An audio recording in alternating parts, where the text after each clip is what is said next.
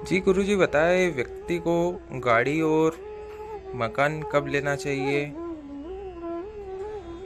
देखिए, मकान और गाड़ी, इसके विषय में मैं एक ही बात कहता हूं कि मकान हो या कार, समझ के लेना। या क्योंकि अगर आपकी ग्रह दशा प्रबल नहीं है और आपने अगर कार खरीद ली या मकान बना लिया, तो जो जीवन में अभी सुख चल रहे हैं वो भी खत्म हो जाएंगे। यदि आपके ग्रह प्रबल नहीं है, जैसे कि मकान का सुख देने का कारक ग्रह शनि होता है, छत का सुख देने का कारक शनि होता है, और प्रॉपर्टी का कारक चंद्रमा होता है।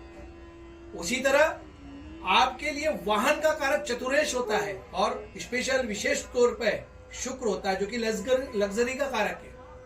यदि आपकी कुंडली में शुक्र, शनि और चंद्रमा ये अगर उत्तम नहीं है, अगर ग्रह दशाओं में यदि किसी की कुंडली में इन ग्रहों का नीच का होना या षड्बल में इनका बल ना होना, ऐसी स्थिति में व्यक्ति अभाव से जीता है। उसे कई बार वाहन प्राप्त नहीं होता है, कई बार मकान प्राप्त नहीं होता है। वह जीवन में वाहन और मकान इन दोनों के लिए कई बार प्रयत्नरत रहता है, कई बार कोशिश करने के बावजूद भी इस सुख को भोग नहीं पाता है। इस बारे में मैं इतना ही कहूंगा, यदि आपका शनि प्रबल है तो मकान के योग फटाफट बनेंगे और मकान का सुख आपके जीवन में होने के बाद आप उस मकान में जब प्रवेशिका लेंगे तो एक उत्तम जीवन को व्यापन करेंगे। यदि आपकी कुंडली में प्रबलता नहीं है, शनि की अरिष्टता है, शनि की कमजोरी है, शनि की खराबी है, शनि की नीचत्वता है, और षड्बल में अगर ग्रहों की स्थिति ठीक नहीं है, शनि की ठीक नहीं है और प्रॉपर्टी के कारक चंद्रमा की ठीक नहीं है, और आपने मकान ले लिया, तो प्रॉपर्टी आपकी फालतू पड़ी रहेगी। आप कहीं और रहेंगे जीवन को बिताते हुए और वो प्रॉपर्टी वहां पड़ी रहेगी, और उस प्रॉपर्टी की कीमत आपकी कोड़ी की होती जाएगी। तो मेरा इतना कहने का मतलब, चाहे वाहन हो या मकान, दोनों के विषय में ग्रहों को जचाना, ग्रहों को देखना और फिर इस विषय के ऊपर आगे जाना चाहिए।